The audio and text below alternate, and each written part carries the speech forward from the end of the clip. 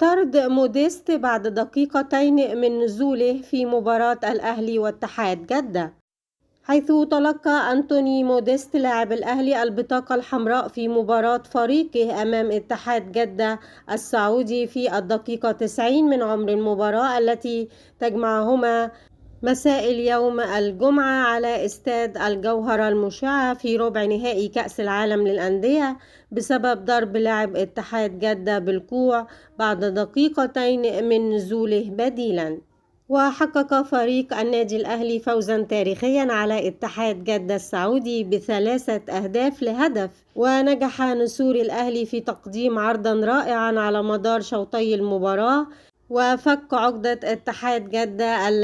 الذي لم يسبق له الخسارة من الأهلي طوال المواجهات التي جمعت الفريقين بجميع المسابقات. سجل ثلاثية الأهلي علي معلول وحسين الشحات وإمام عاشور في الدقيقة 21 و59 و62،